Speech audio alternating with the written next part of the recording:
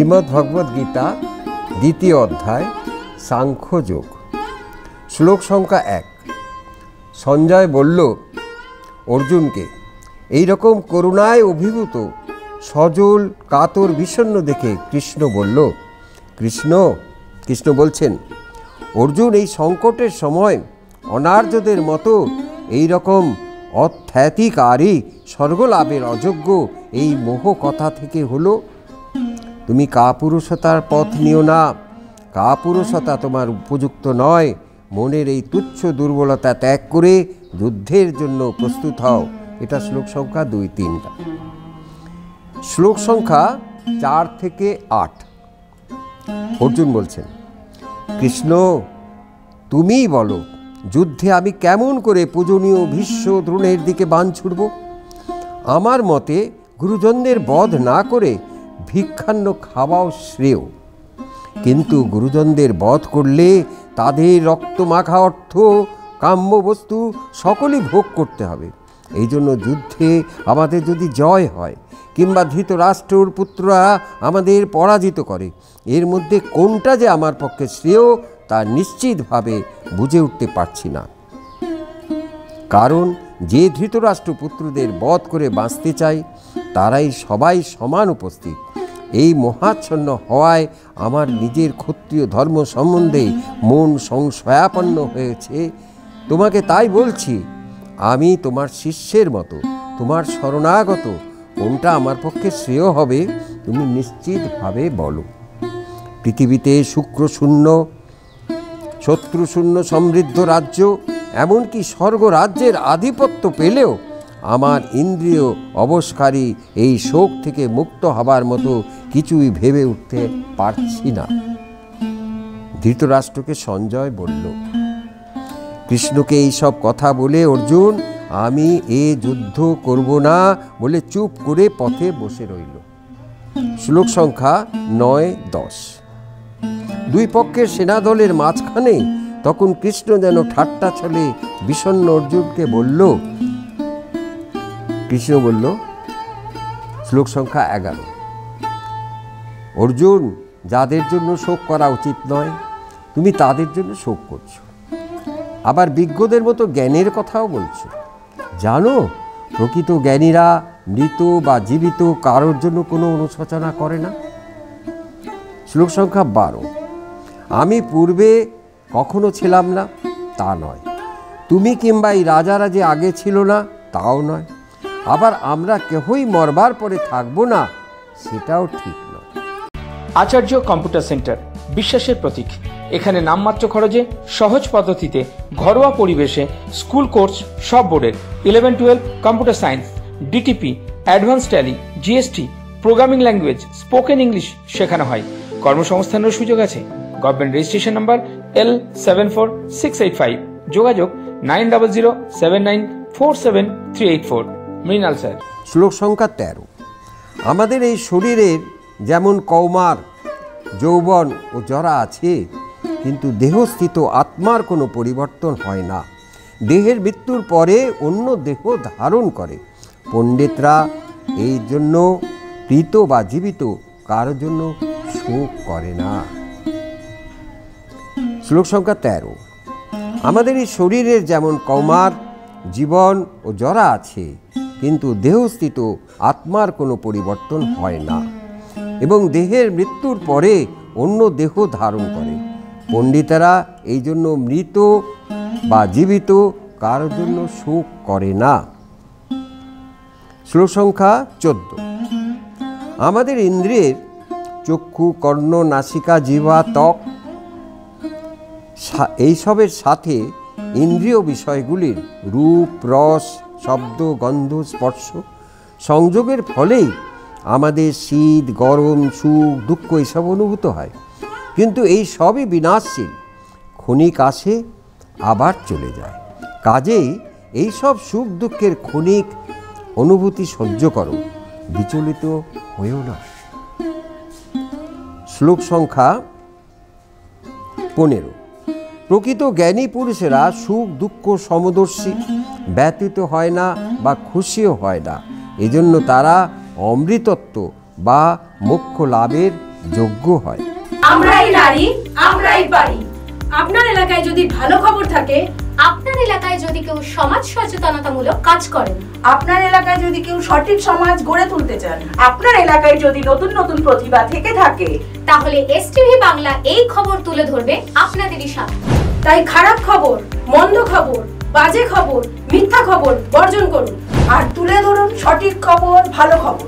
আর এই সঠিক খবর যারা পাঠাবে এসটিভি বাংলা তাদেরকে স্যালুট জানায়। তাই এসটিভি বাংলা আপনাদের সাথে আছে, পাশে আছে। নমস্কার।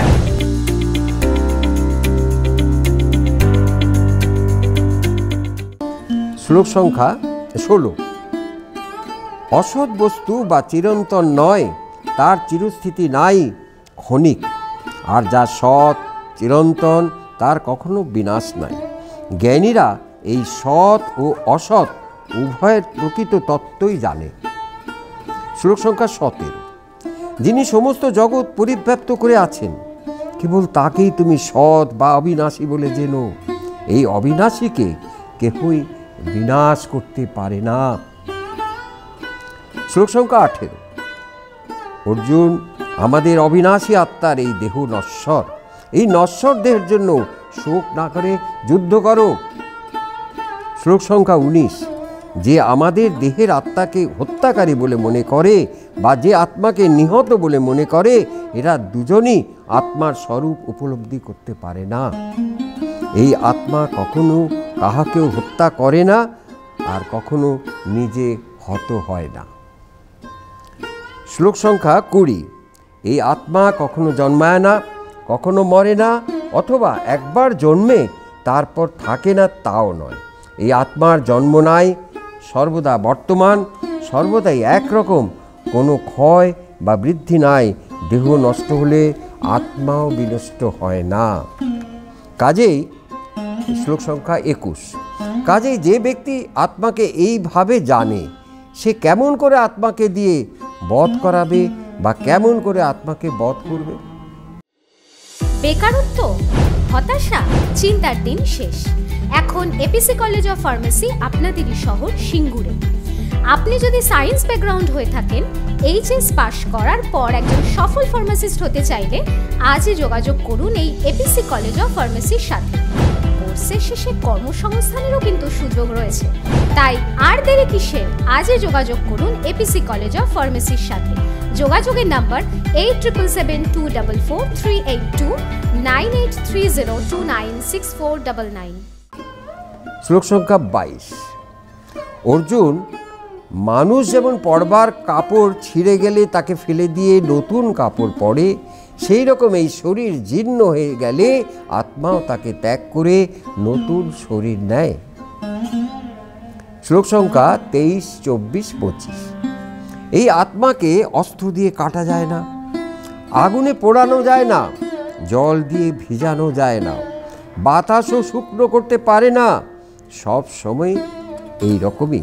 তাই আত্মা চিরন্তন, সর্বব্যাপী, আবার স্থির, স্পন্দনহীন। এই আত্মা অব্যক্ত, অর্থাৎ সমস্ত ইন্দ্রিয়ের অগোচর, কাজেই চিন্তার অতীত। এই আত্মার কোনো বিকার নেই, অর্থাৎ এর জন্ম নাই, বৃদ্ধি নাই, পরিণাম নাই, নশ্বর দেহের মতো পরিণতি বা পরিবর্তনও নাই, ক্ষয়ও নাই, বিনাশও নাই। অতএব আত্মাকে এই রকম জেনে তোমার মৃত বা জীবিতের জন্য অনুশোচনা করা উচিত নয়। শ্লোক সংখ্যা 26, 27, 28। আর যদি মনে করো এই আত্মা জন্ম মৃত্যুর অধীন, তাহলেও তুমি আত্মার জন্য শোক করতে পারো না। জীব জন্মের আগে যেমন অদৃশ্য থাকে, মৃত্যুর পরেও তেমনই অদৃশ্য, কেবল মাঝখানে তাকে আমরা দেখতে পাই। তাছাড়া জাতকের মৃত্যু যেমন নিশ্চিত, মৃত্যুর পর তার পুনর্জন্ম অবশ্যম্ভাবী।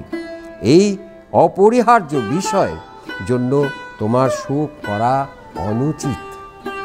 শ্লোক সংখ্যা 29, 30।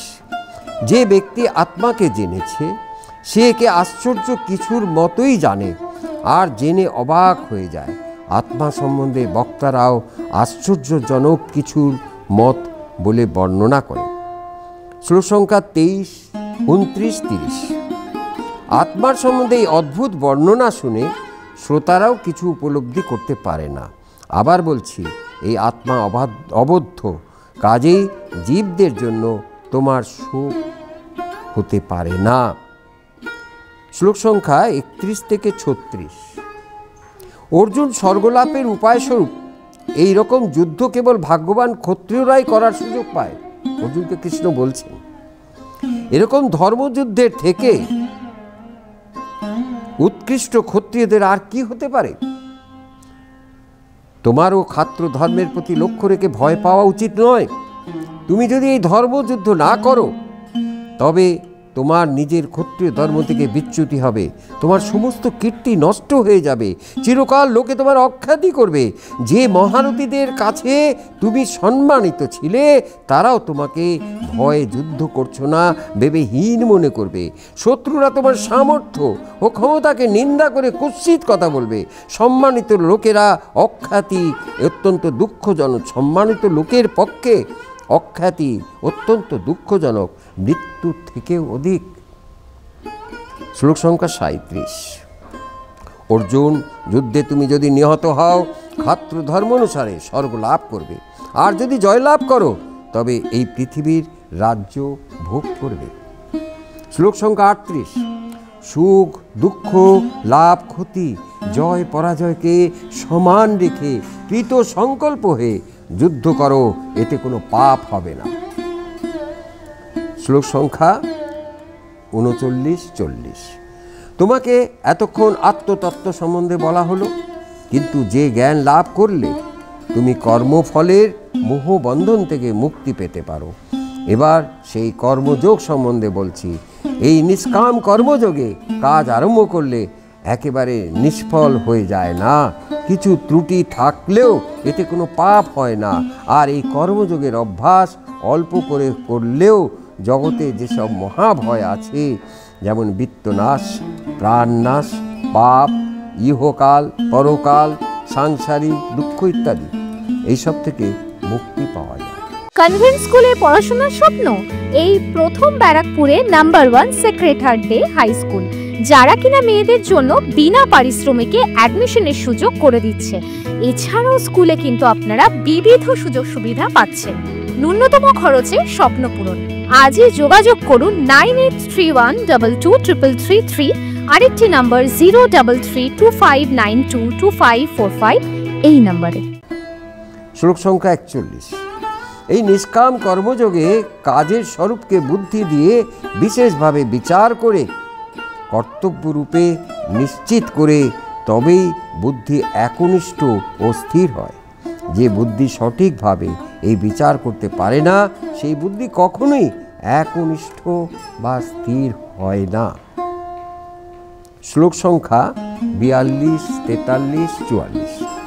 বেদে যেসব ক্রিয়াকর্মের কথা বলা হয়, আর যারা বেদের এই কর্মকাণ্ডে অনুরক্ত, তাদের মত অনুযায়ী বেদের নির্দিষ্ট ক্রিয়াকর্ম ছাড়া অন্য আর কোনো কর্ম দ্বারা বন্ধন মুক্তি পাওয়া যায় না। অর্জুন, এই মতবাদের লোকেরা কামনা বাসনাগ্রস্ত। বেদের সব ক্রিয়াকর্ম কামনামূলক। এই সব লোকেরা স্বর্গ লাভের কামনায় ভোগ ঐশ্বর্য লাভের উপায়স্বরূপ পুনর্জন্ম থেকে মুক্তির জন্য প্রচুর ব্যয় আয়াসসাধ্য বিভিন্ন রকম ক্রিয়া দ্বারা যাগ যকমুক পূর্ম যজ্ঞ পূজার কথা বলে। এই প্রকার সমস্ত ক্রিয়াকর্ম নিষ্ফল বলে জেনেও কিন্তু আপাত দৃষ্টিতে ভালো মনে হওয়াতে অল্প বুদ্ধি বা বিচার বুদ্ধিহীন লোকদের বিষয় ঐশ্বর্যের নানা রকম কামনা বাসনায় আসক্তি জন্মে। এই আসক্তদের বুদ্ধি কখনো স্থির ও একনিষ্ঠ হয় না। শ্লোক সংখ্যা 45, 46। বেদের কর্মকাণ্ড ত্রিগুণাত্মক, অর্থাৎ সত্য রজ ও তম গুণের ক্রিয়াপ্রসূত। এই কামনামূলক সংসারে সুখ ঐশ্বর্য ভোগ ও পরলোকে স্বর্গ লাভ করাই উদ্দেশ্য। তুমি এই 3 গুণের প্রভাব থেকে মুক্ত হও, দ্বন্দ্ব ভাব শূন্য হও, অর্থাৎ সুখ দুঃখ লাভ অলাভ অনুরাগ দেশে সমভাবাপন্ন হও, সব রকম অবস্থায় অবিচল থাকো। শ্লোক সংখ্যা 45-46। যোগক্ষেম অর্থাৎ না পাওয়া জিনিস পাওয়ার জন্য বা পাওয়া জিনিস রক্ষার জন্য উৎকণ্ঠা ও অতিমাত্রায় চেষ্টার প্রবণতা থেকে মুক্ত হও, প্রলোভন থেকে মুক্ত হও। জল প্লাবনে সমস্ত জায়গা জলাধার ডুবে গেলে যেমন জলাধারগুলো কোনো প্রয়োজন থাকে না, তেমনি ব্রহ্মকে জানতে পারলে বেদের কর্মকাণ্ডেরও কোনো প্রয়োজন হয় না। শ্লোক সংখ্যা 47-48। মানুষের কাজ করা একমাত্র তার নিজের অধীন, ফল প্রাপ্তি তার নিজের অধীন নয়। লক্ষ্য বা উদ্দেশ্য স্থির করে নির্ভুল পন্থায় একাগ্রতার সাথে কাজ করলে তার সুফল লাভের সম্ভাবনা উজ্জ্বল থাকে। কিন্তু প্রথমেই যদি ফল প্রাপ্তির জন্য মন উৎকণ্ঠিত হয়, তবে কাজের পন্থাও ঠিক হয় না, কাজেও একাগ্রতা নষ্ট হয়। তোমার কেবলমাত্র কর্মেতেই অধিকার, তার ফলে তোমার কোনো অধিকার নেই। কর্মে নিশ্চিত ফল প্রাপ্তির আশায় কোনো কাজে প্রবৃত্ত হও না। তাই বলে আবার কাজ না করার প্রবৃত্তিকেও যেন তোমার না হয়। তুমি কর্মফলের আসক্তি ত্যাগ করে সফলতা নিষ্ফলতায় নির্বিকার ও সমভাবাপন্ন হয়ে সমস্ত কাজ করে যাও। এই সমভাবাপন্নতা ফল লাভের কামনা থেকে মুক্ত হয়ে কাজ করাকেই নিষ্কাম কর্মযোগ বলে, নিষ্কাম যোগ বলে। দমদম এয়ারপোর্টের কাছাকাছি মনোরম পরিবেশে ফ্ল্যাট খুঁজছেন? একদিকে রেল স্টেশন, অপরদিকে মেট্রো স্টেশন, দামেও কম, পরিবেশও ভালো। ইচ্ছুক ব্যক্তিরা আজই যোগাযোগ করুন 6289884890 এই নম্বরে। শ্লোক সংখ্যা 49-50। ফল কামনাযুক্ত কর্ম নিষ্কাম কর্ম থেকে অনেক নিকৃষ্ট, কারণ ফলাকাঙ্ক্ষীরা অত্যন্ত নীচ হয়। সমত্ব বুদ্ধিযুক্ত ব্যক্তি কর্মফলের পাপ বা পুণ্য লাভ বিচার করে না। শ্লোক সংখ্যা 49-50। অর্জুন, তুমি এই নিষ্কাম কর্মযোগে প্রবৃত্ত হও। নিষ্কাম মনোবৃত্তি নিয়ে কাজ করাই সুষ্ঠুভাবে কর্ম সম্পাদনের শ্রেষ্ঠ কৌশল। শ্লোক সংখ্যা 51। সমভাবাপন্ন মনীষীরা কর্মফলের কামনা ত্যাগ করেই সংসারের মোহ থেকে মুক্ত হয়ে জীবদ্দশাতেই সুখ দুঃখহীন পরম পদ অর্থাৎ নিরবিচ্ছিন্ন পরম শান্তি লাভ করে। শ্লোক সংখ্যা 52-53। তোমার বুদ্ধি যখন এই কর্মফলের মোহ থেকে মুক্ত হবে, তখন সকাম কর্মের ফল সম্বন্ধে সেসব কথা শুনবে বা বেদে বা অন্যত্র যা শুনেছ সেই সম্বন্ধে তোমার উদাসীনতা বৈরাগ্য আসবে। আর যখন বৈদিক ও লৌকিক কর্ম ফলশ্রুতি দ্বারা বিক্ষিপ্ত তোমার বুদ্ধি সমত্বভাবে স্থির একনিষ্ঠ হবে, তখন তুমি যোগফল বা বিবেক প্রজ্ঞা লাভ করবে। শ্লোক সংখ্যা 54। অর্জুন বলল, কৃষ্ণ সমত্বতায় অবিচল স্থিতপ্রজ্ঞ বা স্থির বিবেক জ্ঞান যুক্ত ব্যক্তির লক্ষণ কি? এই নিয়ে আলোচনা করে কি উপায় বাহ্য বিষয় থেকে ইন্দ্রিয়কে সংযত করে কিভাবে জীবনযাপন করে। শ্লোক সংখ্যা 55। কৃষ্ণ বলল, অর্জুন, যখন সব রকম মনোগত কামনা বাসনা ত্যাগ করে নিজের আত্মাতেই পরিতৃপ্তি থাকে, তখন সেই ব্যক্তিকে স্থিতপ্রজ্ঞ বলে। শ্লোক সংখ্যা 56, 57, 58। এই রকম ব্যক্তি শোকে মুহ্যমান হয় না, আবার কোনো সুখের বিষয়েও আত্মহারা হয় না। স্থিতপ্রজ্ঞ ব্যক্তি চিন্তাশীল, সুখ দুঃখে নির্বিকার, ভয় ক্রোধ শূন্য। এই ব্যক্তি প্রিয় জিনিস পেয়ে উৎফুল্ল হয় না, অপ্রিয় ব্যাপারে বিরক্তি বা ঘৃণাবোধও করে না। শ্লোক সংখ্যা 56, 57, 58। কোনো বিষয় কোনো মায়া নেই। যখন এই ব্যক্তি ইন্দ্রিয় গ্রাহ্য সমস্ত বিষয় থেকে নিজের সব ইন্দ্রিয়কে কচ্ছপের মতো সংকুচিত করতে পারে, তখন তার বিবেক জ্ঞানকে প্রতিষ্ঠিত বলা হয়। শ্লোক সংখ্যা 59। ইন্দ্রিয়গ্রাহ্য বিষয় ভোগ না করার জন্য অনেক সময় ভোগের স্পৃহা নিবৃত্ত হয়। কিন্তু অন্তরের গোপন তৃষ্ণা একেবারে দূর হয় না। সুযোগ পেলেই সেই সংযমের বাঁধ ভেঙে যায়। সেই পরম ব্রহ্মকে একবার উপলব্ধি করতে পারে, তার বিষয়ভোগের স্পৃহা আর কখনোই হয় না। শ্লোক সংখ্যা 60-61। অর্জুন, চিত্ত বিক্ষোভকারী এই ইন্দ্রিয় সকল এত শক্তিশালী যে অনেক সময় বিবেকবান পুরুষের মনকেও বিপথে নিয়ে যায়। তুমি সমস্ত ইন্দ্রিয়কে সংযত করে পরমেশ্বরে মন নিযুক্ত করো। যে ইন্দ্রিয়কে সংযত করেছে, নিজের বশে এনেছে, তার বিবেক প্রজ্ঞা প্রতিষ্ঠিত। এটা শ্লোক সংখ্যা 60-61 বললাম। শ্লোক সংখ্যা 62-63। ইন্দ্রিয় বিষয় অর্থাৎ যার দ্বারা রূপ, রস, গন্ধ, শব্দ, স্পর্শে সুখ পাওয়া যায়, সর্বদা সেই সবের চিন্তা করার ফলে মানুষের সেগুলির প্রতি আসক্তি জন্মায়।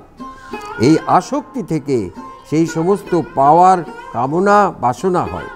এই কামনা থেকে মন ক্ষুব্ধ ও ক্রোধের উৎপত্তি হয়। এই ক্রোধ মানুষকে সম্মিলিত বা হিতাহিত জ্ঞান শূন্য করে। সম্মোহনের ফলে তার হয় বুদ্ধিভ্রংশ। বুদ্ধিভ্রংশ মানুষের মনুষ্যত্বই নষ্ট হয়ে যায়। শ্লোক সংখ্যা 64-65। ইন্দ্রিয় যদি নিজের বশে থাকে, অর্থাৎ সংযত থাকে এবং আসক্তি দেশ শূন্য হয়, তবে সেই জিতেন্দ্রীয় পুরুষ এই সংসারে বিষয় ভোগের সুযোগ পেয়েও তাতে বিচলিত হয় না। সর্বদা চিত্ত প্রসন্নই থাকে, শান্তি লাভ করে। এই ব্যক্তির সংসার ত্যাগের কোনো প্রয়োজন হয় না। চিত্তের এই নির্মলতার জন্য সব রকম দুঃখের মধ্যেও তার চিত্তের প্রসন্নতা নষ্ট হয় না। তুমি জেনো, এইরকম প্রসন্ন চিত্ত ব্যক্তির বুদ্ধি স্থির এবং বিবেকযুক্ত। শ্লোক সংখ্যা 66, 67, 68।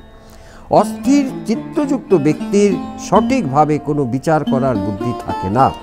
সে কোনো সুস্থ চিন্তা করতে পারে না, এই জন্য চিত্ত অশান্ত থাকে। এই অশান্ত চিত্ত ব্যক্তি কেমন করে সুখী হবে? প্রবল বাতাস জলের নৌকাকে যেমন বিপদে ঠেলে নিয়ে যায়, সেরকম মানুষের যে ইন্দ্রিয়, যে বিষয় অনুরক্ত, তার মনও কিন্তু ইন্দ্রিয়কে অনুসরণ করে। সেই ইন্দ্রিয়ই তার বিবেক বুদ্ধি নষ্ট করে। এই জন্যই ইন্দ্রিয় ভোগ বিষয় থেকে যার ইন্দ্রিয় একেবারে নিবৃত্ত হয়েছে, তারই বিবেক বুদ্ধি প্রজ্ঞা অবিচলভাবে প্রতিষ্ঠিত হয়। শ্লোক সংখ্যা 69। সাধারণ মানুষের কাছে যা রাত্রির মতো অন্ধকার বলে মনে হয়, পণ্ডিতেরা কিন্তু তার মধ্যে আলো দেখতে পায়। অর্থাৎ সাধারণ মানুষ পরমাত্মা সম্বন্ধে যে রকম অজ্ঞান, পণ্ডিতেরা সেই পরমাত্মা সম্বন্ধে সম্পূর্ণ সচেতন। আবার ইন্দ্রিয় বিষয় সম্বন্ধে অবিবেকী মানুষ যেমন সজাগ ও আগ্রহশীল, পণ্ডিতেরা ওইসব বিষয় ব্যাপারের মধ্যে অশুভ ইঙ্গিত লক্ষ্য করে। নদী দিয়ে জল যতই সমুদ্রে পড়ুক না কেন, এটা পড়ছিস শ্লোক সংখ্যা 70-71। নদী দিয়ে জল যতই সমুদ্রে পড়ুক না কেন, সমুদ্রের জল যেমন তার তীরভূমি অতিক্রম করে না, সেই রকম সব রকম ভোগ বিলাসের মধ্যে থেকেও নির্বিকার পুরুষের চিত্ত সংবুদ্ধ হয় না, তার মন শান্তই থাকে। ভোগপরায়ণ ব্যক্তি কিন্তু বিষয় আশয় পেয়ে শান্তি পায় না। তাই যেসব রকম কামনা বাসনা ত্যাগ করে নিষ্ক্রিয়ভাবে মায়া মমতা শূন্য হয়, নিরহংকার জীবনযাপন করতে পারে, সেই পরম শান্তি লাভ করে। শ্লোক সংখ্যা 72। অর্জুন, মানুষের এই অবস্থায় ব্রাহ্মী স্থিতি বা ব্রহ্মে অবস্থান। একবার এই অবস্থায় পৌঁছতে পারলে আর কখনো সে মোহগ্রস্ত হয় না। শেষ বয়স বা মৃত্যু পর্যন্ত তার মনে পরম শান্তি বিরাজ করে। ইতি সাংখ্যযোগ নামক 2য় অধ্যায়। নিবেদন করছে এসটিভি বাংলা, সঠিক কথা সহজে বলা।